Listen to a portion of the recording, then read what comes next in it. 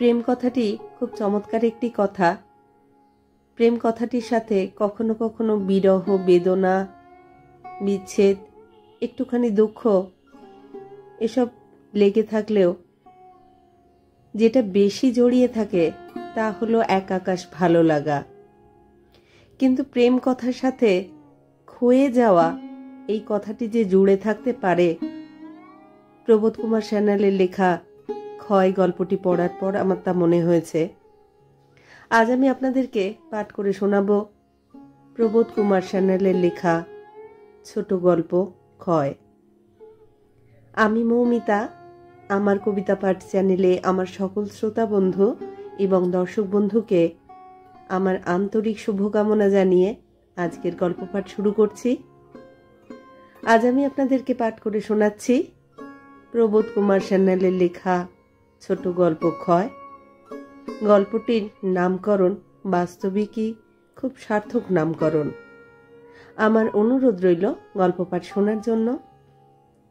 রোজকারই মতো আমার পুরনো কথাগুলি একবার সংক্ষেপে বলে নিচ্ছি। যদি আমার গল্প পাঠ আপনাদের ভালো লাগে অনুগ্রহ করে লাইক শেয়ার করবেন। যারা এখনো আমার কবিতা পাঠ চ্যানেলটি সাবস্ক্রাইব করেননি তাদের অনুরোধ সাবস্ক্রাইব করে সাথে থাকার। আর আপনারা আপনাদের মূল্যবান মতামত কমেন্ট বক্সে জানিয়ে আমাকে অনুপ্রাণিত এবং সমৃদ্ধ করবেন, এও আমার অনুরোধ। শুরু করছি আজকের গল্প ক্ষয়।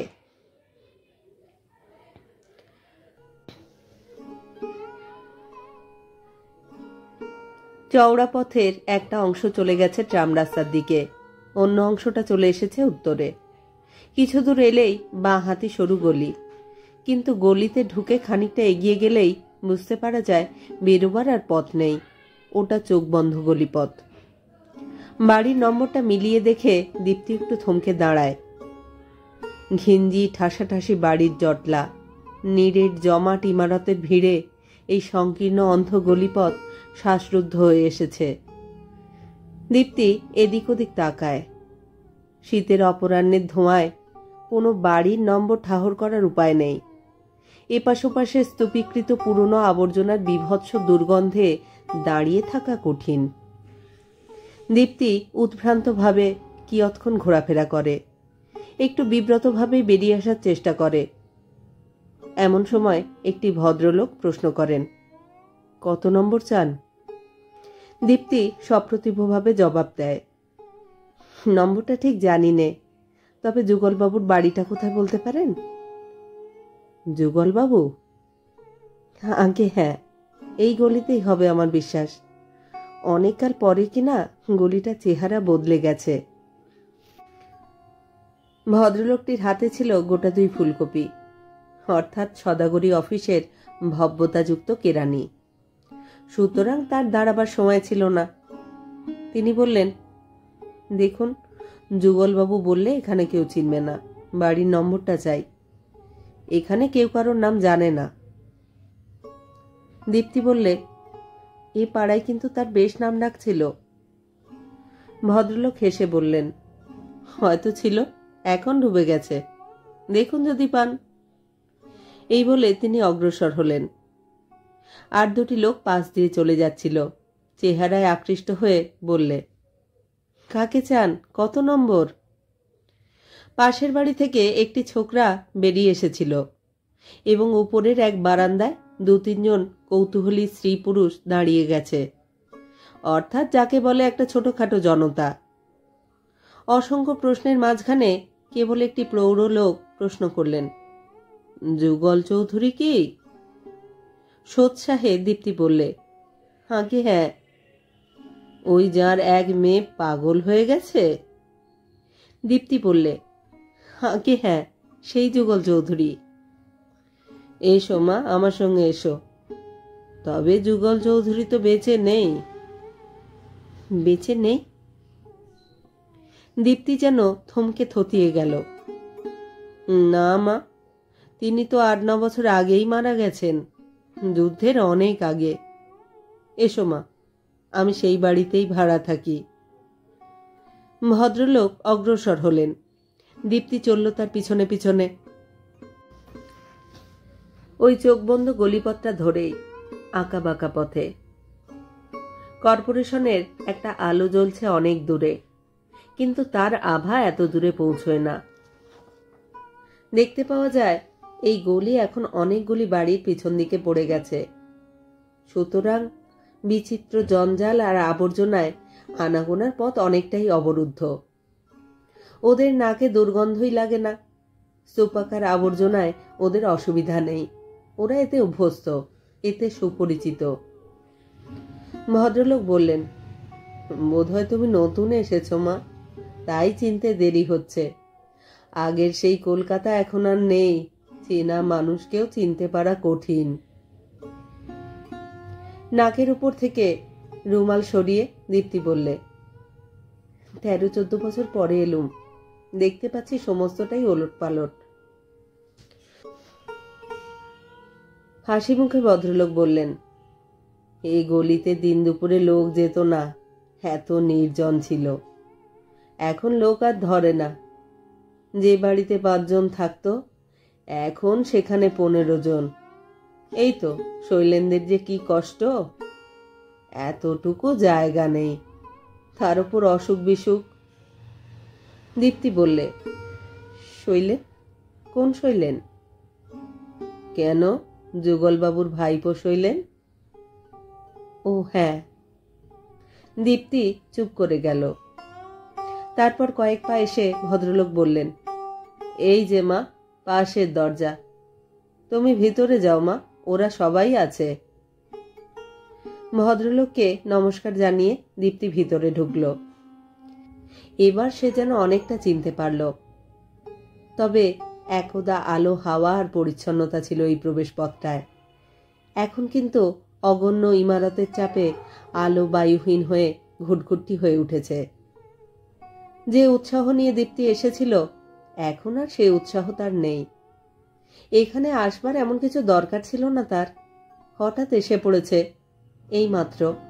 এখনো ফিরে গেলে কেউ কিছু বলতো না। পা চলছে না তার। খোলা উঠোন যেটা ছিল, সেখানে এখন ছোট ছোট ঘর। অসংখ্য অপরিচিত নরনারী এক একটি খোপে আশ্রয় করে রয়েছে। অর্ধনগ্ন বুভুক্ষু শিশুরা, রুগ্ন মেয়েরা, বাসাড়ে পুরুষের দল। তাদেরই মাঝে মাঝে এক একটি ছোট ছোট উনুন জ্বলছে। থলে টাঙানো, কাঁথা শুকানো, ছেঁড়া কাপড় ঝোলানো। তার নিচে কোথাও নোংরা জমে উঠেছে অনেক দিনের। বাতাসটা বীভৎস।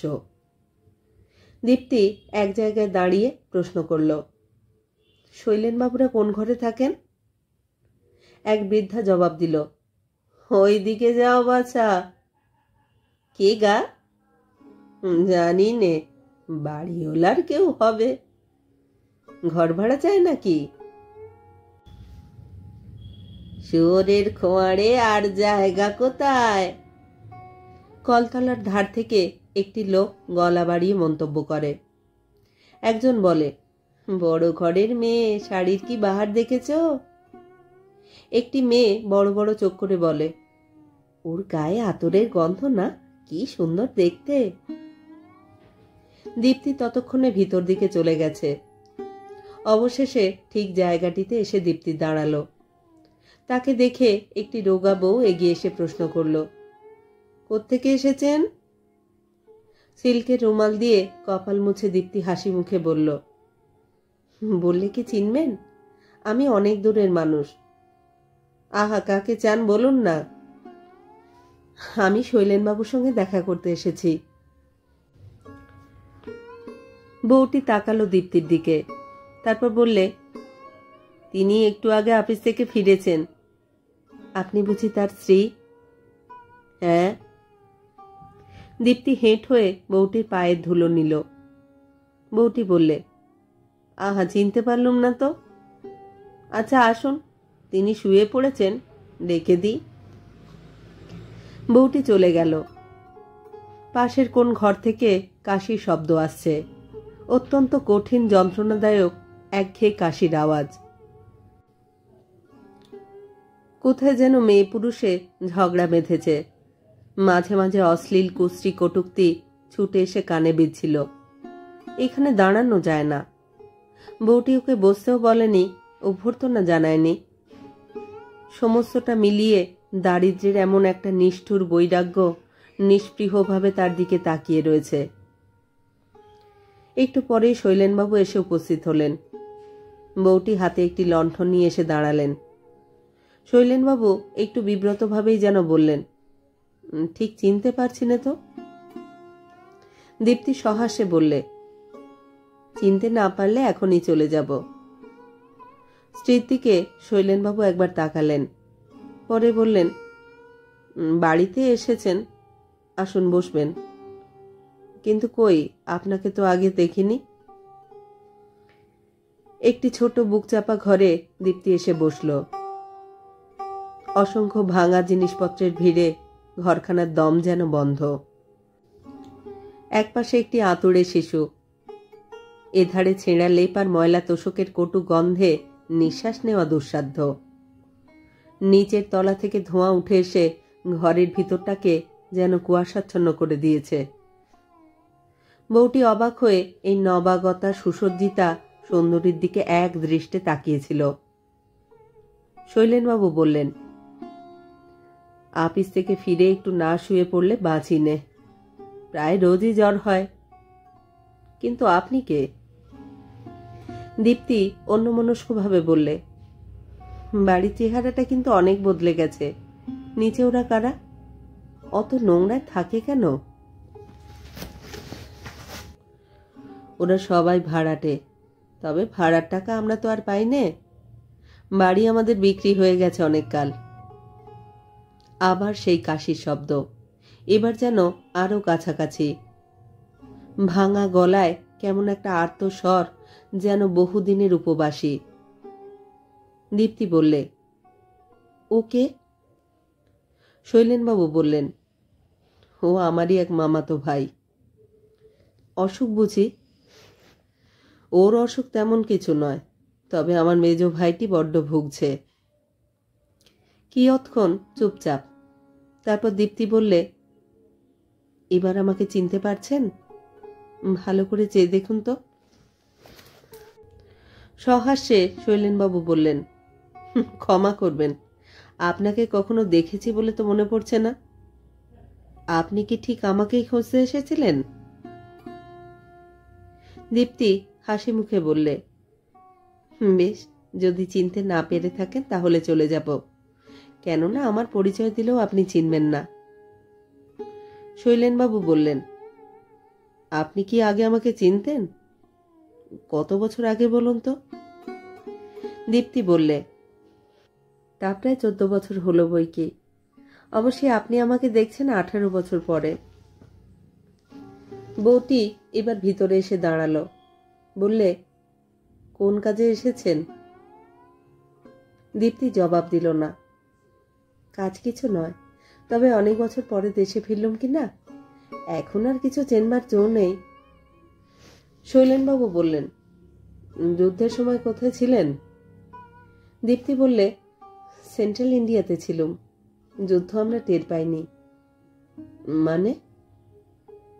প্রায় 14 বছর আগে আমার কাকা সেখানে একটা ছোট্ট সামন্ত রাজ্যে চাকরি নিয়ে চলে যান। আমরা ছিলাম পাহাড়ের কোলে এক গ্রামে, ছোট্ট নদীর ধারে। সেখানে যুদ্ধের খবর যেত না। কাকা খবর পেতেন একটু আধটু, আমরা কিছুই পেতুম না। খবরের কাগজে? দীপ্তি বললে, রাজবাড়িতে নাকি কাগজ আসত, আমরা জানতুম না। খুব আনন্দেই আমাদের দিন কাটত। বাইরে ছেলেমেয়েরা চেঁচামেচি করছিল। বউটি বোধ করি তাদের থামাবার জন্য তাড়াতাড়ি চলে গেল। শৈলেনবাবু বললেন, আপনি এমন একটা দেশের খবর দিচ্ছেন যেটা আমাদের কাছে স্বর্গ। দীপ্তি বললে, স্বর্গ কেন বলুন তো? শৈলেনবাবু বললেন, এখানকার নরকে আপনাদের কিলবিল করতে হয়নি, এই আপনাদের সৌভাগ্য। দীপ্তি বললে, আপনি বিয়ে করেছেন কতদিন? তা প্রায় বছর 12 হলো।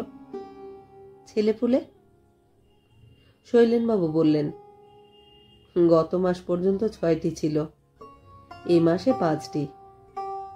দীপ্তি তার মুখের দিকে তাকালো। শৈলেনবাবু বললেন, খুব দুঃখিত হইনি। কোলের মেয়েটি আছের করে দুধ খেত, সেই খরচটা এখন আমার বাঁচে। আপনার বয়স এখন কত? শৈলেনবাবু বললেন, আমার ধারণা 36, কিন্তু বন্ধুরা বলে আমি নাকি বয়স লুকিয়ে বেড়াই। তারা বলে আমার বয়স 56। মৃদু কণ্ঠে দীপ্তি বললে, আমিও তাই বলি। এমন সময় বছর 10-এর একটি মেয়ে এসে দাঁড়ালো, বললে, বাবা। মুখ বিকৃত করে শৈলেনবাবু বললেন, কি? তুমি ডাক্তারের ওখানে যাবে না? না, ডাক্তার গুলে খাওয়ালেও ওর কিছু হবে না, যা তুই। মেয়েটি চলে যাবার পর দীপ্তি বললে, কার অসুখ? শৈলেনবাবু বললেন, আমার স্ত্রী বলে যিনি পরিচিত তার। ওই যাকে দেখলেন এতক্ষণ। কি হয়েছে? প্রত্যেক গরিব কেরানির বউরা যেসব অসুখে ভোগে সেই সব। তবে আশ্চর্য কি জানেন, বাঁচবে ঠিক। কেমন করে জানলেন? দীপ্তির করুণ চাহনি উৎসুক হয়ে উঠল। শৈলেনবাবু বললেন, ঠিকই বাঁচবে। ওরা যে বাঙালির মেয়ে, ইস্পাতে গড়া, দারিদ্র্যে গলে যাবে কিন্তু হঠাৎ ভাঙবে না, কঠিন প্রাণ ওদের। দীপ্তি চুপ করে রইল। হঠাৎ আবার ও ঘর থেকে সেই হাঁপিয়ে হাঁপিয়ে ভয়ানক কাশির আওয়াজ। সেই রুমাল দিয়ে মুখখানা আর একবার মুছে নিল। এই গলিতে ঢুকে পর্যন্ত বুক ভরে একবারও সে নিঃশ্বাস নেয়নি। কোথায় যেন সেটা বেঁধে গেছে। একসময় এদিক ওদিক তাকিয়ে সে বললে, এত লোক আপনারা এক বাড়িতে থাকেন? শৈলেনবাবু বললেন, লোক অবশ্যই বেড়ে গেছে। আগে এত বড় বাড়িতে থাকতো জন কুড়ি, এখন ভাড়াটেরা মিলিয়ে 70 জন। 2 বছর আগে ম্যালেরিয়ায় মরেছে 9 জন, গেল বছর কলেরায় 2 জন। এই বছর জেনে রেখেছি কে কে যাবে। দীপ্তি তার দিকে অবাক হয়ে চেয়ে রইল। শৈলেনবাবু বললেন, আমার মেজ ভাই কাজ পেয়েছিল এক কারখানায়, এখন আর কাজটা নেই। কিন্তু কাজ না থাকলেও কাশির ব্যামো থাকবে না কেন? ওটা যে কোন জাতের কাশি তাও জানি। সন্ধ্যের পর 99 ডিগ্রি জ্বর ওঠে। উনি চুপ করে আছেন। শৈলেনবাবু বললেন, তা না থাকবে কেন? পয়সা ধার করে সোজা বাজারের দিকে যায়, লুকিয়ে মাখন আর ডিম কিনে খায়। হঠাৎ খেতে আরম্ভ করে দামি জিনিস, কিন্তু এমন দিনও আসে লিভার যখন আর ভালো জিনিস নিতে চায় না।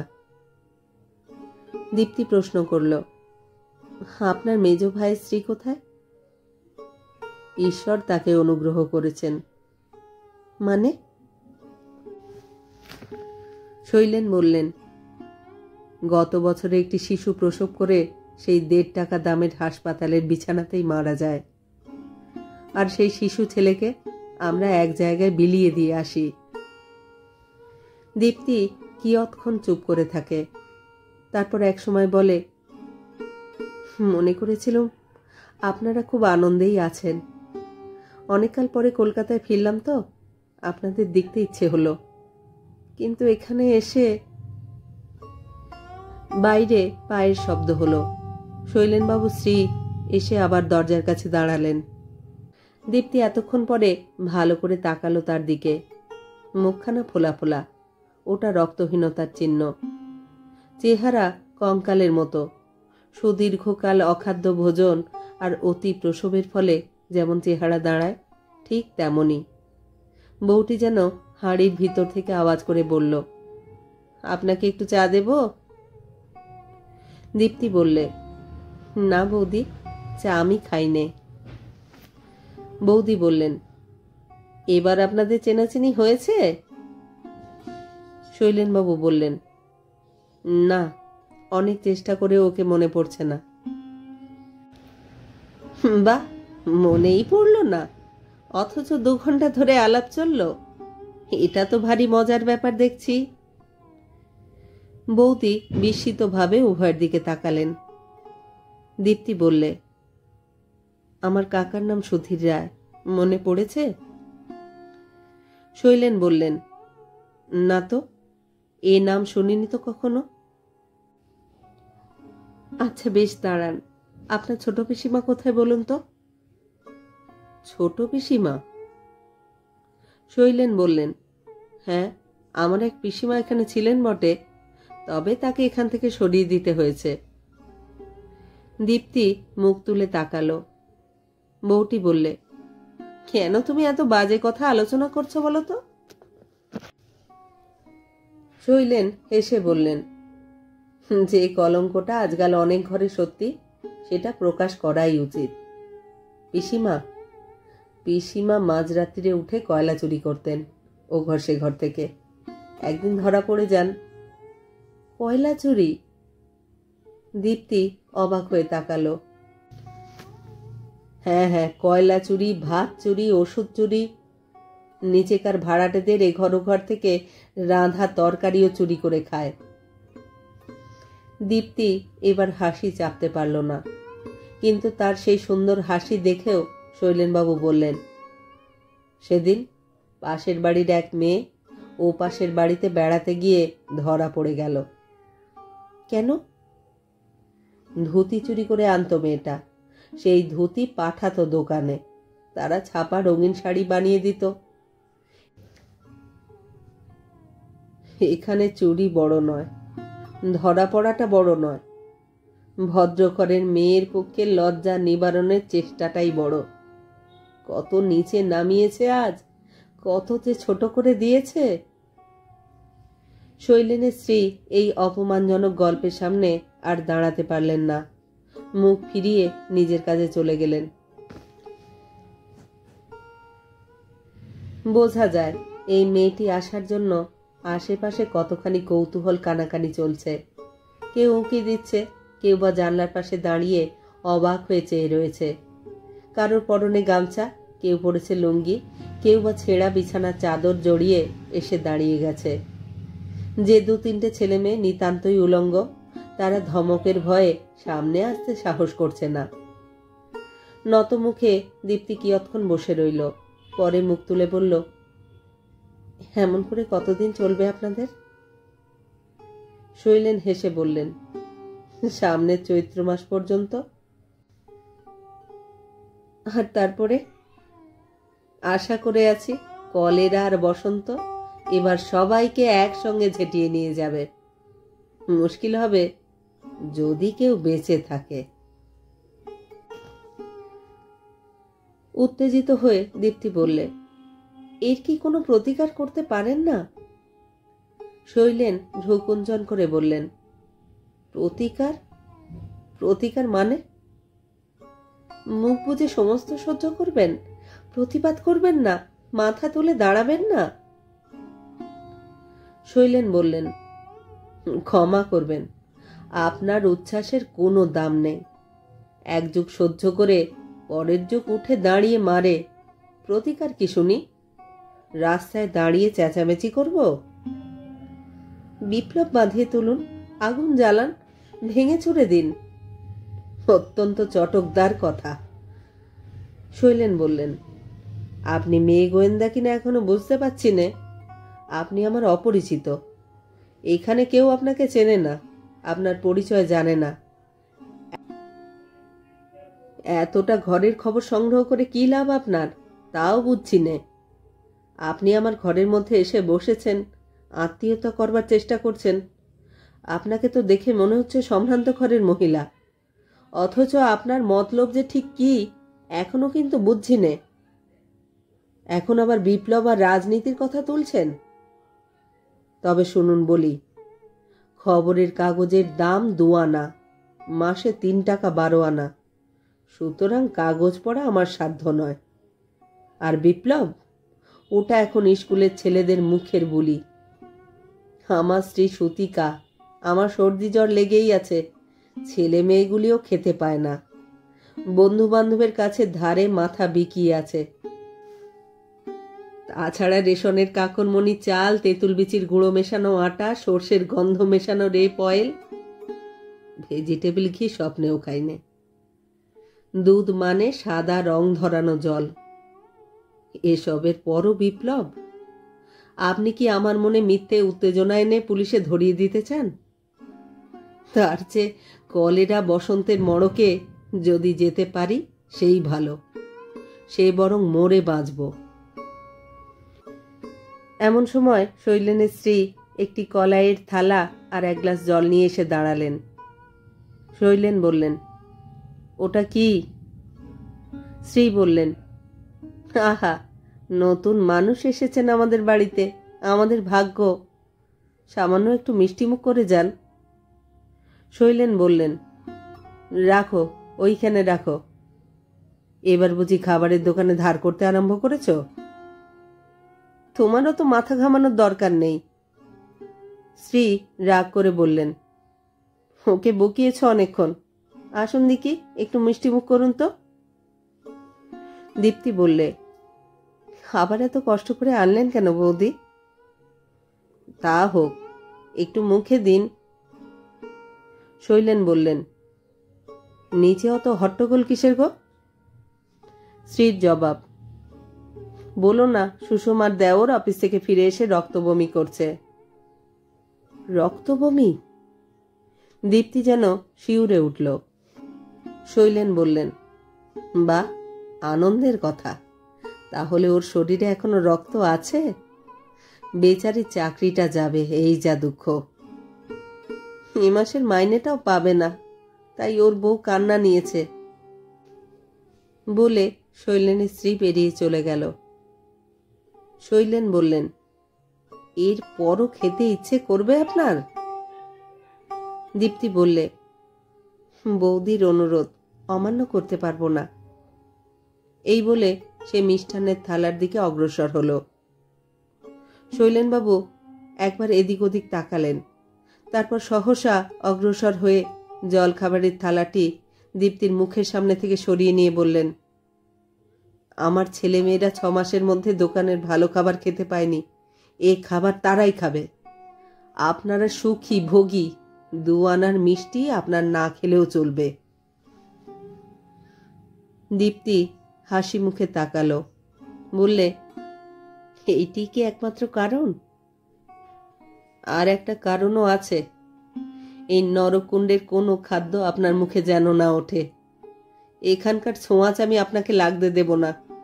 এখানকার হাওয়ায় মৃত্যুর বীজাণু ভেসে বেড়ায় দিনরাত। দীপ্তি আড়ষ্টভাবে একবার ঘরের বাইরে তাকালো, তারপর বললে, আচ্ছা আচ্ছা, বেশ, এবার আমি উঠি, রাতের হয়েছে, আমাকে অনেক দূর যেতে হবে। দয়া করে আমাকে গলির পথটা দেখিয়ে দিন। হ্যাঁ, চলুন, বলে শৈলেনবাবু উঠে দাঁড়ালেন।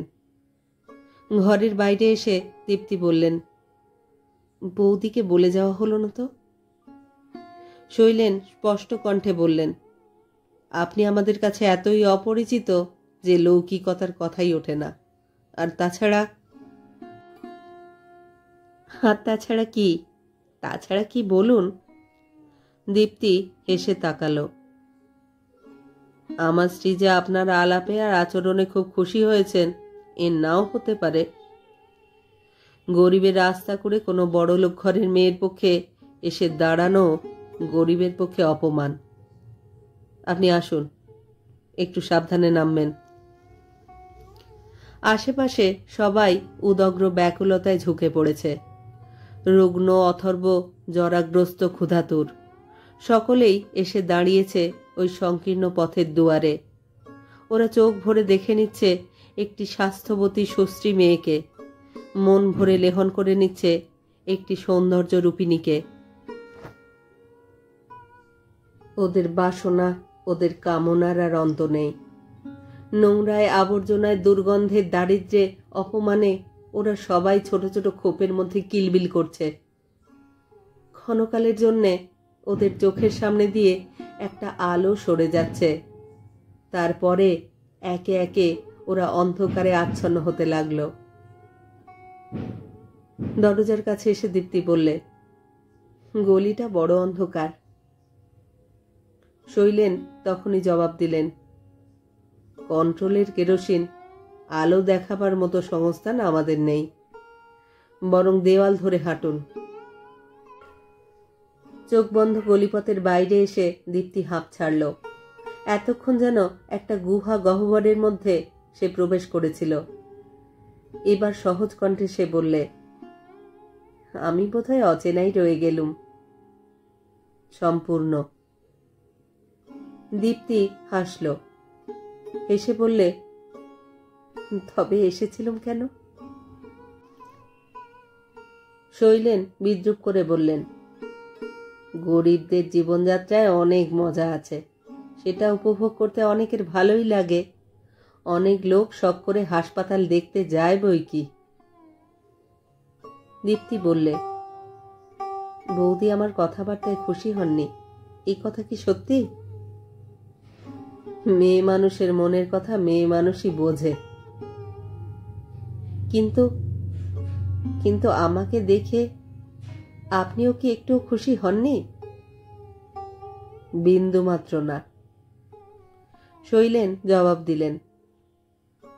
দীপ্তি বললে, 18 বছর পরে 18 বছর পরে আমি যে আপনাকে খুঁজে বার করেছি, এর জন্য ছোট্ট একটু ধন্যবাদ। শৈলেন একটু থেমে বললেন, খুঁজে আমাকে পাওয়া গেল, এই জন্য আমি অত্যন্ত দুঃখিত। কথা কইতে কইতে ওরা এসে পড়েছে পার্কের ধারে। সেখানকার রেলিং এর পাশে হঠাৎ থমকে দাঁড়িয়ে দীপ্তি বললে, কেন? শৈলেন বললে, আমার অপমানিত চেহারাটা তুমি নাই দেখতে। দীপ্তি বললে, আমি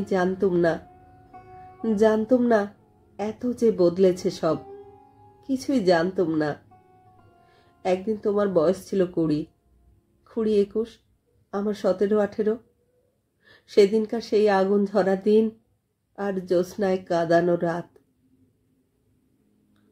শৈলেন বললে, তুমি বিয়ে করনি কেন?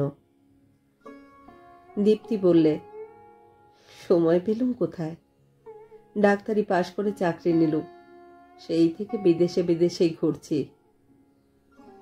কিন্তু বিয়ে করতে লাগে মাত্র একটা দিন।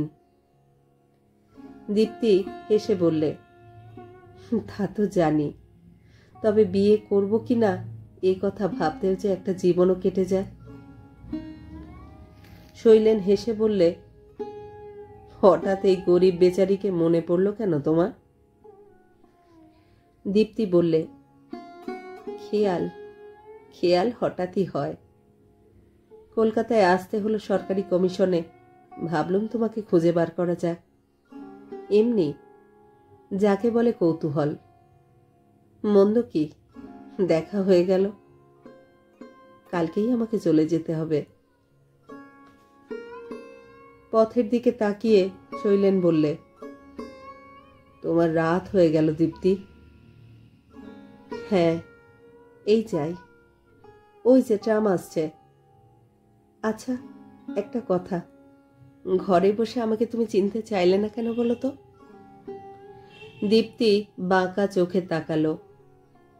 শৈলেন বললে, আগে বলো, আমাকে তুমি খুঁজে বার করতে পেরেছো কিনা? দীপ্তি বললে, না, সম্পূর্ণ পারিনি, তবে ফোঁ দিলে তোমার মধ্যে এখনো আগুন পাওয়া যায়, কিন্তু ছাইগুলো যে আমারই মুখে লাগে। শৈলেন বললে, যাবার আগে একটা অনুরোধ জানাবো। কি? দীপ্তির কণ্ঠে ঔৎসুক্য ঘনিয়ে ওঠে। আর কখনো আমাকে খুঁজো না, খুঁজলেও পাওয়া যাবে না। দীপ্তি বললে, সে আমি জানি, কবরের মাটি খুঁড়ে যাকে পেলুম সে বেঁচে নেই। শৈলেন যোগ করে দিল, 18 বছর আগে সেই অভিমানী ছোকরা কি যেন চেয়েছিল, কিন্তু পায়নি। বছর 12 আগে বিয়ের ফাঁস গলায় দিয়ে সে আত্মহত্যা করেছে। জবাব একটা কিছু দীপ্তির অধরের কিনারায় এসেছিল, কিন্তু ট্রাম এসে পড়েছিল। তাড়াতাড়ি সে গিয়ে গাড়িতে উঠে পড়ল।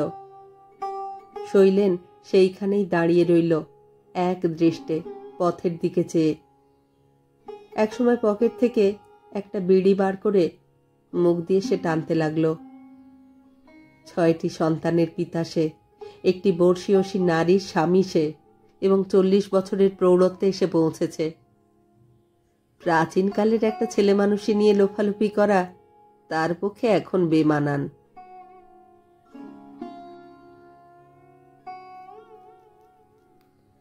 দূরের পথের দিকে একাগ্র চোখে তাকিয়ে বারবার বিড়ি টানার পর তার হুঁশ হলো, বিড়িটা সে এখনো ধরায়নি। হঠাৎ বিরক্তি আর অস্বস্তিতে তার মুখখানা বিকৃত হয়ে আসে। তারপর বিড়িটা ছুঁড়ে ফেলে দিয়ে সে হনহন করে বাড়ির দিকে চলতে থাকে।